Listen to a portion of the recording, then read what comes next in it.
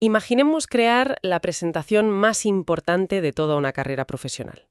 Pero este proceso no ocurre en una oficina espaciosa o luminosa. O con 3 monitores de alta resolución perfectamente alineados. Exacto, nada de eso.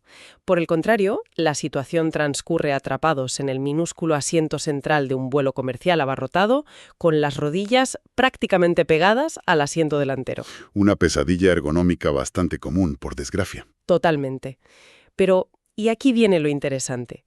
Al mirar alrededor, la percepción visual no es la de estar en ese avión, sino la de tener un estudio tridimensional infinito a plena disposición. Una ilusión óptica y digital muy potente. Eso es. Una bienvenida muy cálida a toda la audiencia que sintoniza este nuevo análisis detallado. Hoy, martes 24 de febrero de 2026, el objetivo es embarcarnos en un recorrido analítico verdaderamente fascinante. Y muy necesario, dadas las promesas de la industria tecnológica últimamente. Desde luego. Sobre la mesa de disección tenemos una investigación fundamental liderada por Verena Wiener y su equipo en la Universidad de Coburgo, publicada originalmente en el año 2022 y que lleva por título PowerPoint.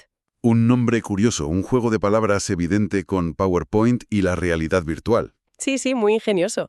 La misión de nuestra sesión de hoy es desentrañar cómo la realidad virtual, combinada con tabletas táctiles físicas y lápices espaciales, pretende revolucionar por completo lo que en la industria se conoce como el trabajo móvil del conocimiento. Que básicamente es intentar ser productivo con un portátil en las rodillas. Exacto. Y sinceramente, al revisar la documentación y los resultados visuales de este concepto, la idea parece la solución definitiva a tantos problemas modernos. Bueno, a ver, la solución sobre el papel. Claro, pero poder llevar todo un ecosistema de trabajo hiperproductivo en una pequeña mochila y desplegarlo en cualquier espacio, por reducido que sea, resulta simplemente asombroso. Es casi magia. Es un placer sumarme a esta exploración, como siempre. Y ciertamente, la premisa expuesta resulta de una ambición cautivadora. La idea de expandir las severas limitaciones físicas de una pantalla portátil, utilizando un visor de realidad virtual es, desde un punto de vista teórico, enormemente estimulante para el campo de la interacción humano-ordenador. Totalmente. Abre un mundo de posibilidades. Sí, pero en la inversión de hoy, la tarea principal será someter estos conceptos y, sobre todo, los datos de las pruebas, a un escrutinio altamente analítico. Porque una cosa es el diseño conceptual ejecutado en la esterilidad de un entorno controlado de laboratorio. ¿Donde todo funciona a la perfección? Exactamente. Y otra muy distinta es la cruda viabilidad en el mundo real. A lo largo de este análisis, determinaremos si este documento representa verdaderamente el futuro inminente de la productividad móvil o si, por el contrario, encubre una pesadilla plagada de fricciones cognitivas, fatiga física para el usuario y fallos técnicos. Fallos que, por cierto, el propio estudio revela cuando se examina la letra pequeña de su metodología. Esa es exactamente la dualidad que hace que este documento sea tan intrigante. Empecemos abordando la raíz del problema físico que los investigadores intentan solucionar. El texto plantea un escenario que hoy en día es el pan de cada día para millones de profesionales. Trabajar en entornos subóptimos. Sí, los trabajadores del conocimiento necesitan mantener un alto nivel de productividad en lugares verdaderamente incómodos. Hablamos de vuelos transoceánicos, la diminuta mesa de una cafetería ruidosa o incluso la bandeja abatible de un tren de alta velocidad. Espacios donde apenas cabe un café, no digamos ya un ratón y un teclado completo. Eso es. La gran propuesta arquitectónica de PowerPoint consiste en utilizar unas gafas de realidad virtual, un visor montado en la cabeza, para generar un lienzo inmenso frente a los ojos, pero manteniendo la interacción manual estrictamente confinada a un espacio físico muy restringido. Concretamente, una simple tableta táctil apoyada sobre las rodillas. Exacto. Y lo que resulta verdaderamente cautivador de esta premisa es el concepto de la privacidad absoluta. Imaginemos a un analista procesando datos financieros altamente confidenciales en pleno vuelo. O a un ingeniero revisando un prototipo secreto. Claro. Con este sistema, absolutamente nadie en el entorno físico puede ver lo que se está haciendo. Las miradas indiscretas desaparecen. Además, elimina de un plumazo todo el desorden visual y las distracciones del mundo real. Se crea una especie de santuario, una burbuja de concentración pura en medio del caos. A ver, esa burbuja de aislamiento visual y privacidad es indiscutiblemente un argumento de venta formidable para el sector corporativo, no se puede negar. No obstante, al analizar el texto con lupa, emerge un concepto que los propios autores mencionan y que resulta, digamos, altamente cuestionable en la práctica. Me refiero a la aceptabilidad social. Ah, el factor de la vergüenza ajena, básicamente. El documento reconoce que hacer gestos amplios en el aire puede no ser socialmente aceptable en un espacio público abarrotado. Pero el análisis debe ir un paso más allá. Cabe preguntarse si aislarse completamente con unas voluminosas gafas de realidad virtual en el asiento de un avión comercial es algo que la sociedad actual considera natural o cómodo. Bueno, cada vez vemos a más gente con auriculares gigantes de cancelación de ruido. Sí, pero a nivel práctico, taparse los ojos por completo plantea un escenario que roza la ciencia ficción distópica. Y aquí es donde debemos detenernos en un detalle metodológico crucial que derrumba temporalmente la utopía de la que hablábamos. ¿Te refieres al hardware de seguimiento? Exactamente. Si bien el estandarte del proyecto es la movilidad extrema, el estudio confiesa con total transparencia que el prototipo evaluado requiere un sistema de seguimiento estacionario. Es decir, cámaras externas. Eso es, necesita cámaras externas ancladas físicamente en la habitación para funcionar con la precisión requerida por el software. Por el momento, esta dependencia tecnológica destruye completamente la promesa de sentarse a trabajar en una cafetería. Claro, no se puede entrar a pedir un café e instalar trípodes con cámaras infrarrojas alrededor de la mesa. Sería de locos. Es cierto que el equipo investigador expresa su esperanza en que la miniaturización y los sensores integrados mejoren en el futuro, pero basándonos estrictamente en los datos empíricos actuales del estudio, es materialmente imposible utilizar este sistema específico de forma autónoma en un entorno verdaderamente móvil. Es una limitación tecnológica innegable, salta a la vista. La tecnología de consumo general siempre tiene que sudar un poco para alcanzar la visión pura que nace en el laboratorio. Sudar bastante, diría yo. Sí. Pero si por un momento dejamos a un lado la maraña de cables y las cámaras de prueba necesarias hoy en día, adentrémonos en la magia de lo que este software realmente permite hacer. Porque la manipulación de objetos tridimensionales que proponen parece un salto cualitativo gigante. Desde el punto de vista del diseño de interacción es fascinante, ¿sí?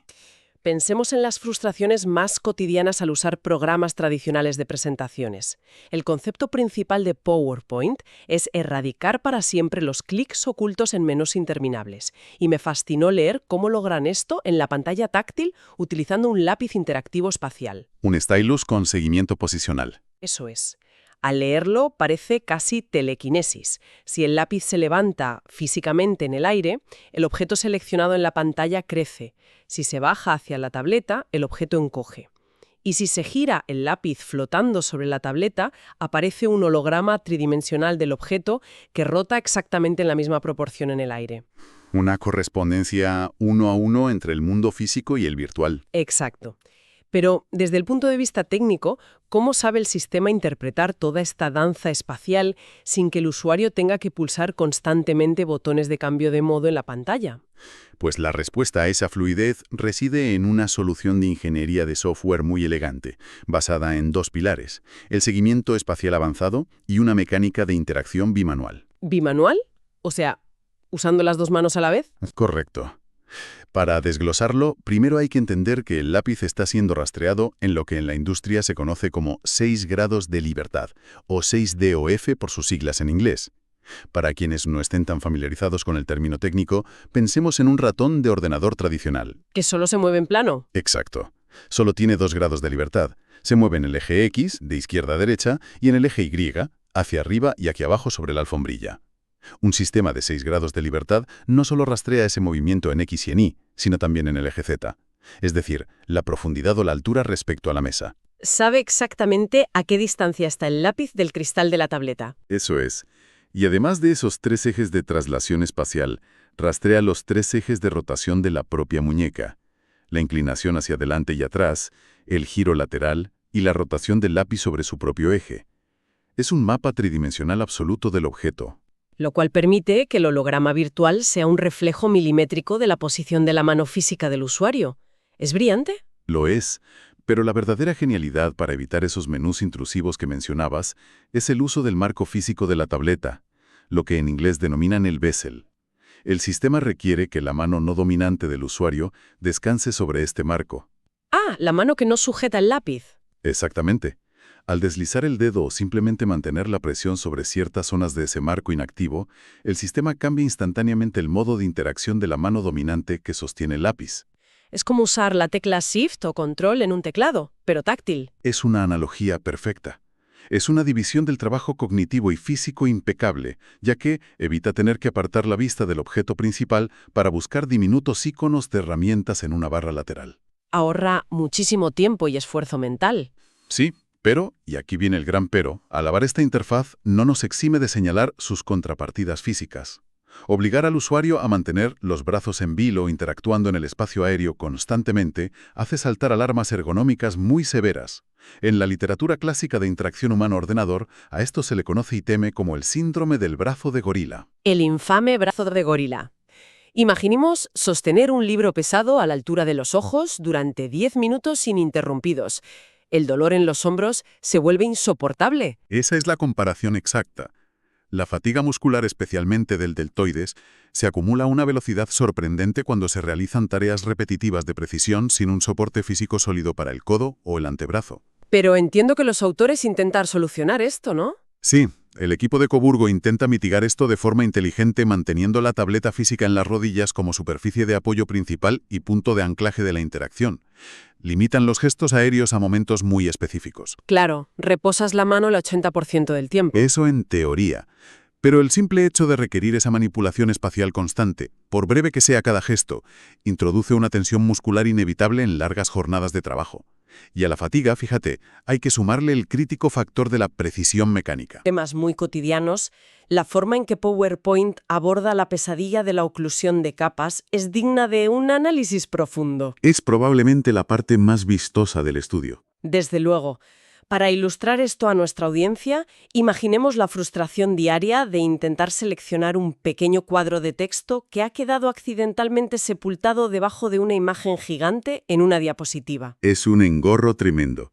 Tienes que mover la imagen grande, seleccionar el texto, volver a cuadrar la imagen. O requerir una navegación súper tediosa por menús contextuales, buscando las opciones de enviar al fondo o traer al frente, a menudo desorganizando todo el diseño en el proceso.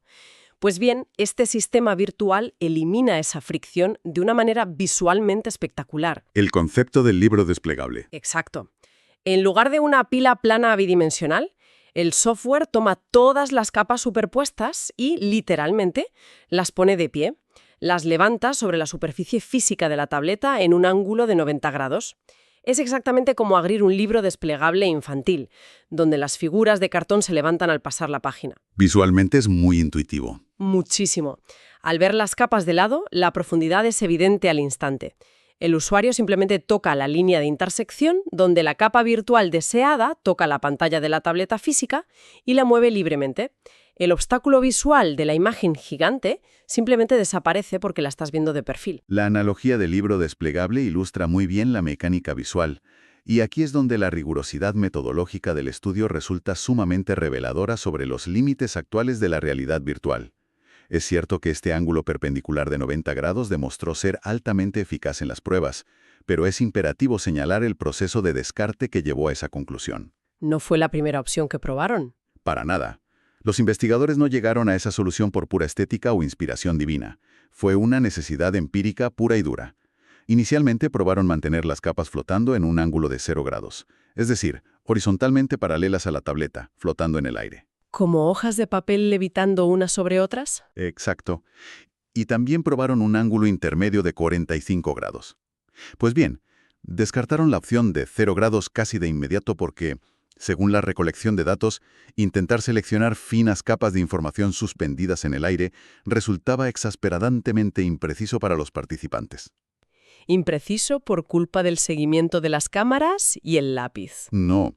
Impreciso por la biología humana y la absoluta falta de respuesta física. Sin la respuesta áptica, es decir, sin sentir físicamente el choque del lápiz contra el cristal rígido de la pantalla para confirmar que el movimiento ha terminado, los usuarios atravesaban las capas virtuales constantemente. Claro, no hay tope físico. Exactamente. Se pasaban de largo o se quedaban cortos, cometiendo errores de selección una y otra vez.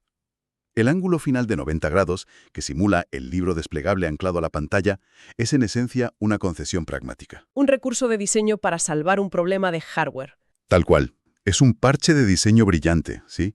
Pero un parche, al fin y al cabo, está diseñado para compensar la inherente falta de precisión táctil que sufre la realidad virtual cuando fuerza al usuario a interactuar en el espacio vacío sin resistencia física alguna. Una concesión que, a juzgar por los vídeos del prototipo, resulta increíblemente intuitiva al final. Pero si hablamos de exprimir al máximo este espacio tridimensional y romper esquemas, el concepto que desafía por completo las convenciones del software tradicional es la reinvención de las trayectorias de animación. El uso del eje Z para el tiempo. Esto es digno de debate. Es alucinante. En este sistema han decidido utilizar el espacio físico, literal, para representar el paso del tiempo. Quien haya editado un vídeo o animado una presentación sabe que gestionar el tiempo en una pantalla bidimensional es caótico. Los fotogramas clave acaban amontonados visualmente en una línea de tiempo minúscula en la parte inferior del monitor. Una maraña de puntitos incomprensible. Eso es. Pues POVIAR propone algo radical. Utilizar el eje vertical, el eje Z, que se eleva hacia el techo, sobre la tableta, como el reloj absoluto de la animación. Cuanto más alto flota un pequeño cubo representativo en el aire, más tarde ocurre esa acción en la línea temporal. ¿Una línea de tiempo tridimensional? Sí. Al visualizarlo, se observan los distintos fotogramas suspendidos a diferentes alturas en el espacio, conectados por coloridas líneas de trayectoria. Y lo fascinante es que se puede extender la mano física, agarrar un fotograma virtual suspendido en el aire y moverlo hacia arriba para hacer que la animación sea más lenta. Porque le toma más tiempo llegar hasta esa altura. Exacto. O aplastarlo hacia la pantalla física para que la animación ocurra mucho más rápido. Se percibe casi como tener la línea de tiempo construida con bloques de Lego físicos que se pueden reorganizar directamente con las manos. A ver, desde una perspectiva puramente estética y conceptual, la visualización tridimensional del tiempo es visualmente impactante. Totalmente de acuerdo. Sin embargo, al analizarlo desde la psicología cognitiva y la arquitectura de la interfaz, esta decisión de diseño presenta contradicciones críticas que merecen muchísima atención. Contradicciones en la usabilidad. Sí. Si se lee el documento con rigor, se descubre que los propios autores confiesan un problema subyacente bastante serio. En este modo de animación temporal, no pudieron implementar la mecánica de rotación de capas, estilo libro desplegable que también funcionaba para las oclusiones que comentábamos antes. ¿No podían usar el mismo truco de poner las capas a 90 grados? Exacto. La justificación técnica que dan es que combinarlo sobrecargaba los comandos de entrada táctil del marco de la tableta. No había suficientes gestos para todo. Pero el problema real, bajo mi punto de vista, es mucho más profundo e involucra la carga mental del usuario. Bueno, entiendo que existe un conflicto cognitivo al cambiar las reglas del juego de una pestaña a otra, pero a fin de cuentas, la plasticidad del cerebro humano es notable. Constantemente nos adaptamos a atajos de teclado complejos y poco intuitivos en programas de diseño o en hojas de cálculo muy pesadas. Sí, es cierto que somos adaptables. Entonces, ¿por qué este cambio espacial representaría un obstáculo tan insalvable frente a memorizar y pulsar, no sé, Control, Shift, Alt y una letra al azar? Es una excelente objeción. La diferencia fundamental radica en cómo nuestro cerebro procesa el mapeo espacial del mundo físico, frente a la memorización puramente mecánica de atajos de teclado. Aprender un atajo de teclado es, al final del día, un proceso de memoria muscular abstracta. Tus dedos van solos a las teclas. Eso es. Sin embargo, la percepción espacial en realidad virtual apela a nuestros instintos de navegación más primarios y biológicos. En este sistema, se está forzando al usuario a una gimnasia mental constante y sobre todo contradictoria. Pensemos en esto. En la tarea de organizar el diseño de la diapositiva, la elevación significa estrictamente profundidad física. Un objeto más alto está detrás de otro. Vale, sí, el eje Z es distancia. Pero al cambiar a la pestaña de animación, repentinamente ese mismo eje vertical físico en el espacio real que tienes delante pasa a significar tiempo o duración. Claro, le cambias el significado al espacio físico. Exactamente, para una herramienta cuyo propósito supremo es optimizar el flujo de trabajo en entornos hostiles y evitar distracciones, obligar al cerebro a reescribir las reglas de la física básica de su entorno cada vez que cambia de menú es una receta garantizada para la fricción cognitiva y el cansancio mental a largo plazo. Es un análisis fascinante sobre cómo interactuamos con el espacio que nos rodea, la verdad. Y hablando de ese entorno que nos envuelve, es momento de mirar un poco más allá de los limitados bordes físicos de la tableta apoyada en las rodillas. La expansión del entorno de trabajo. Así es. El estudio dedica una sección crucial a cómo gestionar múltiples fuentes de información simultáneamente. En lugar de cambiar constantemente de ventanas minimizadas en una pantalla de 13 pulgadas, el sistema llena todo el campo de visión periférica del usuario, Aprovechando la inmersión total de las gafas. abarcando la izquierda, la derecha e incluso la pared frontal virtual, con paneles gigantes repletos de diapositivas antiguas, notas o inmensos bancos de imágenes de archivo. La interacción aquí abandona el uso del lápiz temporalmente para depender de una tecnología muy específica, el seguimiento ocular, el famoso eye tracking. Aquí es donde las cosas se ponen realmente empíricas. Y futuristas. El usuario simplemente gira la cabeza, clava la mirada en la imagen deseada en una de las paredes virtuales a su izquierda o derecha y desliza el dedo pulgar en la tableta física apoyada en su regazo para confirmar la selección. Una confirmación táctil para una selección visual. Exacto. Y para integrar esa imagen al documento principal en la tableta, el sistema despliega lo que llaman un puntero fantasma. Aparece un pequeño punto rojo flotante en la realidad virtual que actúa como una copia semitransparente del lápiz físico, marcando exactamente dónde aterrizaría el objeto en el espacio de trabajo.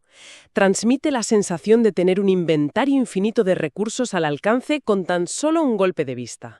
Esa descripción pinta un panorama verdaderamente idílico, y hay que reconocer que esa era exactamente la hipótesis de partida de los propios investigadores. Pensaban que arrasarían. ¿Era la apuesta lógica? Pero es en este punto específico del documento donde debemos ejercer el mayor grado de escepticismo empírico y diseccionar los datos crudos del estudio sobre búsqueda visual que llevaron a cabo para validar esto, porque los resultados chocan frontalmente y sin piedad con esa idea preconcebida de que un espacio visual infinito equivale a una mayor eficiencia de trabajo. Cuéntanos cómo fue el experimento exactamente. El experimento enfrentó 3 interfaces distintas para que un grupo de usuarios intentara localizar imágenes específicas de animales dentro de una inmensa cuadrícula de 64 opciones. Buscar una aguja en un pajar visual. Sí, las 3 interfaces fueron, primero, un entorno de realidad virtual con campo de visión periférico completo. Segundo, un entorno de realidad virtual pero con la visión artificialmente restringida para simular los bordes limitados de una tableta estándar. Y finalmente, el grupo de control utilizando una tableta física tradicional con el desplazamiento manual de toda la vida.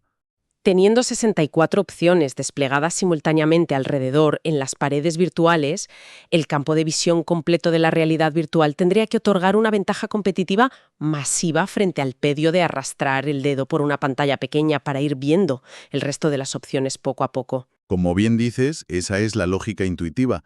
Para medirlo con precisión científica, el equipo dividió las pruebas en 2 categorías neurocognitivas. Las tareas denominadas fáciles, que representaban búsquedas preatencionales.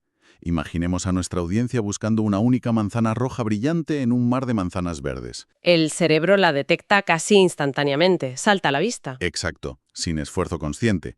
En este escenario, la imagen objetivo era la única en color frente a 63 imágenes en blanco y negro. Muy obvio. En contraste, las tareas difíciles exigían un procesamiento atencional profundo, simulando buscar una manzana verde que tiene un ligero rasguño entre decenas de manzanas verdes idénticas.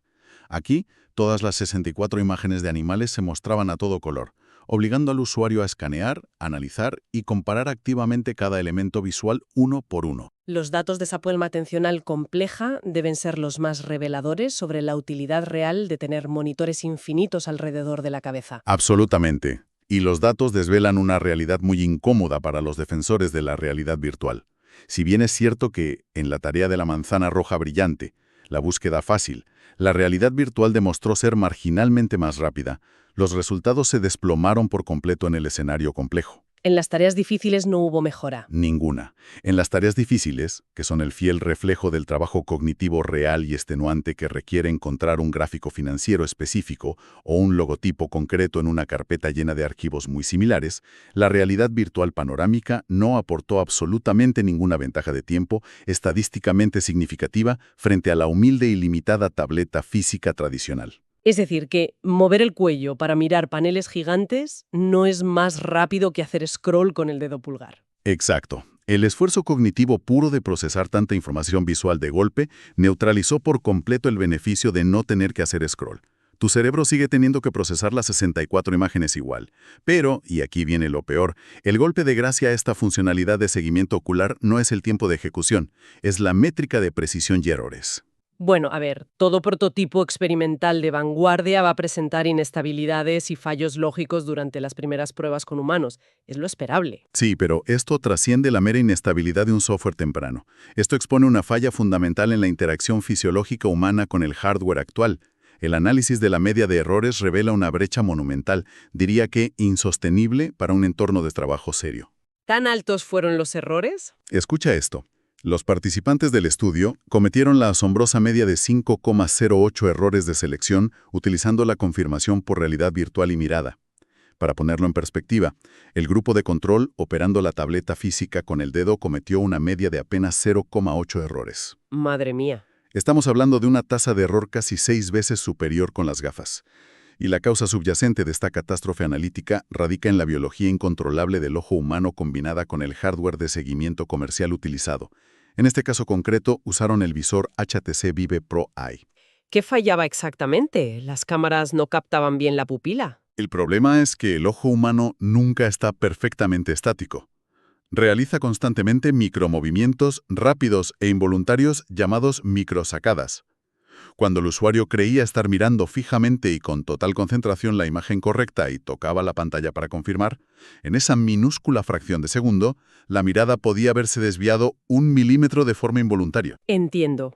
Y el sistema interpretaba ese micromovimiento de la pupila y seleccionaba la foto de al lado. Exactamente. Seleccionaba el elemento adyacente sin que el usuario lo pretendiera. Claro. Ese nivel de imprecisión en el mundo corporativo real tiene consecuencias verdaderamente catastróficas. Alguien podría intentar seleccionar una imagen de relleno inofensiva para una diapositiva y, por un fallo ocular involuntario de 1 milímetro, terminar borrando un gráfico clave de ventas trimestrales justo 10 minutos antes de una presentación a la junta directiva. Es un riesgo inasumible. Un margen de error tan alto anula cualquier ventaja teórica de velocidad o de espacio infinito. Una evaluación sumamente acertada. En un entorno profesional donde la fiabilidad de las herramientas es innegociable, un sistema de interfaz que introduce ese nivel de volatilidad aleatoria en acciones potencialmente destructivas es sencillamente inaceptable a día de hoy. Es evidente que confiar en el ojo humano como si fuera el clic de un ratón de altísima precisión mecánica es un terreno resbaladizo que requerirá muchos años de refinamiento algorítmico y de hardware. Muchos años, sí. Pero, en aras de mantener la ecuanimidad en este análisis, resulta imperativo destacar la métrica específica donde este sistema no solo funcionó, sino que aplastó a la competencia tradicional de forma espectacular. Me refiero a los resultados empíricos de rendimiento en el reordenamiento de capas complejas. Ah, la prueba del libro desplegable. Exactamente. Al observar los datos extraídos de la tarea de desenredar oclusiones, la realidad virtual justifica completamente su existencia y confirma que la visualización tridimensional elimina de un plumazo el ensayo y error ciego de las interfaces en 2 dimensiones. Los números reportados en el estudio son, sinceramente, asombrosos. Cuéntanos las cifras. Resolver un problema de múltiples capas superpuestas tomó una media de 16,1 segundos utilizando el software estándar de presentaciones en un entorno de escritorio convencional. Incluso utilizando herramientas de visualización de capas un poco más avanzadas presentes en otros sistemas operativos como los de Mac, la tarea consumió 14,5 segundos. 15 segundos peleando con menús. Eso es.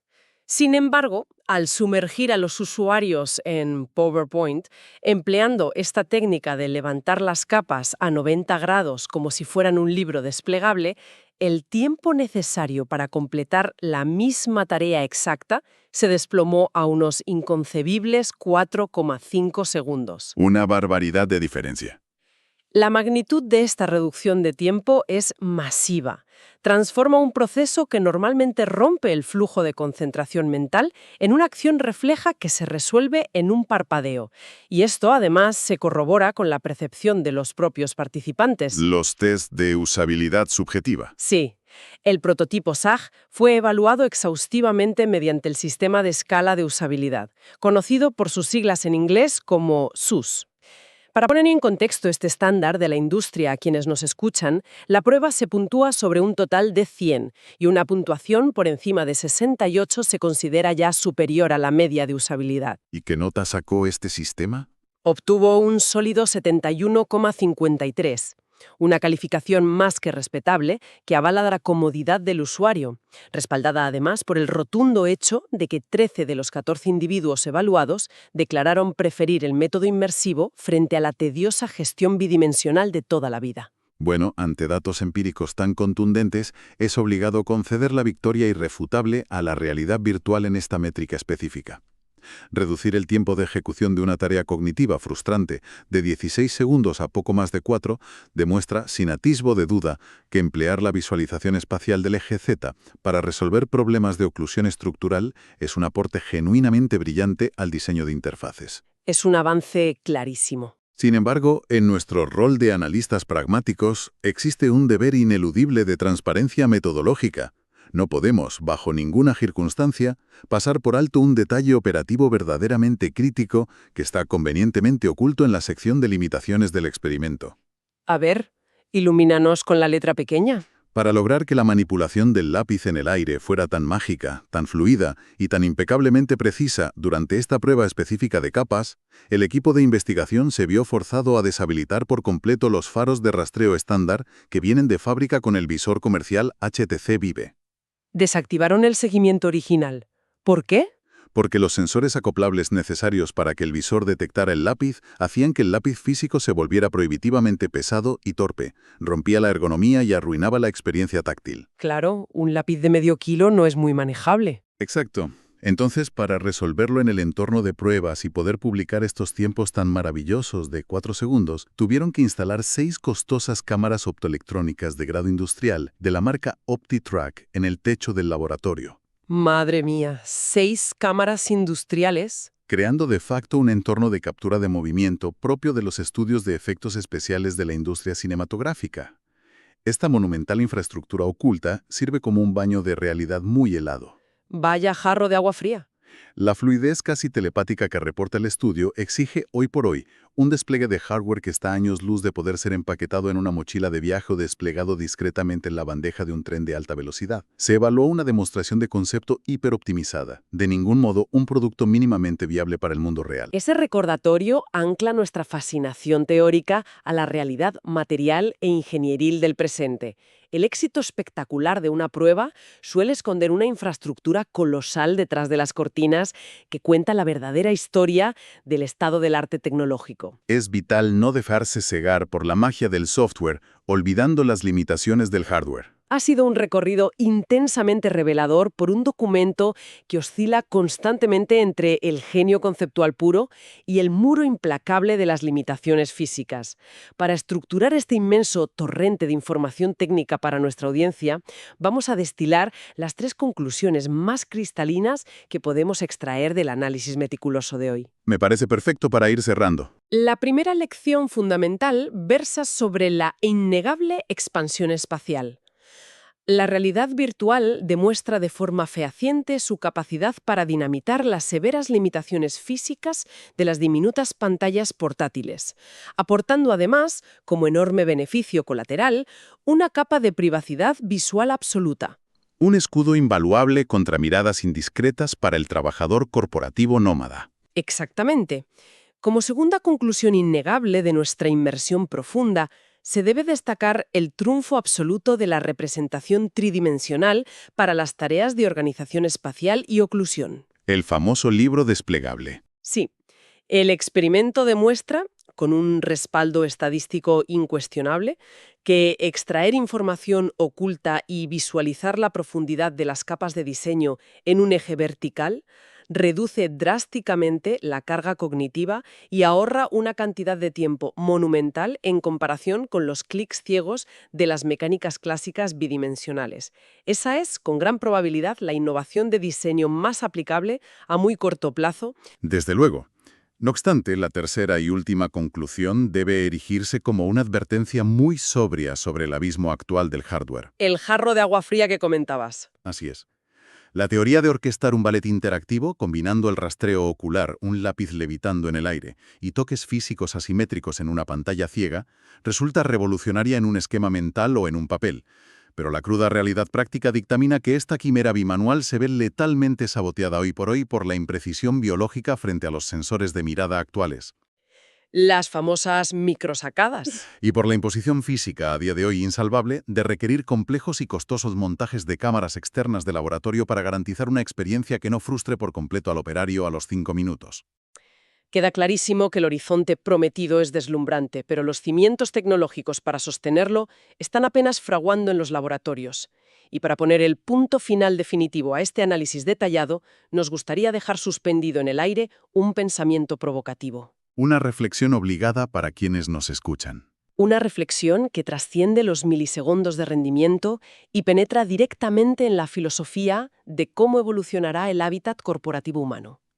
Si esta audaz propuesta académica representa, en efecto, el destino ineludible de nuestras herramientas laborales, es lícito preguntarse: ¿llegará el día en que al caminar por las oficinas más vanguardistas del mundo no observemos absolutamente ninguna pantalla eliminando los rostros de los empleados? Cuesta imaginarlo. ¿Acaso el panorama será el de decenas de individuos equipados con visores opacos, realizando gestos enigmáticos en el vacío, dibujando en el aire sin dejar rastro visible, todo envuelto en un silencio sepulcral?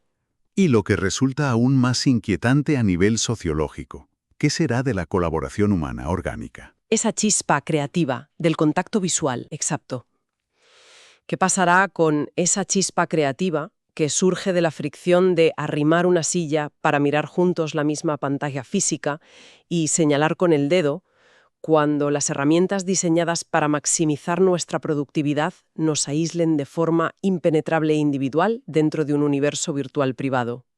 Constituye una de las grandes paradojas tecnológicas de nuestra era, sin duda. Da la sensación abrumadora de que cuanto más vastos, infinitos y potentes se vuelven los espacios de trabajo digitales que podemos construir a nuestro alrededor, más desconectados físicamente nos encontramos del entorno tangible y de las personas que respiran a escasos centímetros de nosotros. Una reflexión muy profunda sobre la que, sin lugar a dudas, merece la pena detenerse a meditar esta semana. Queremos enviar una despedida muy afectuosa a todos los oyentes que han sintonizado este programa.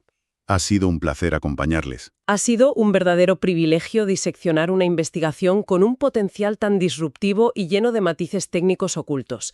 Agradecemos enormemente que nos hayan prestado su valioso tiempo y atención durante este recorrido analítico exhaustivo.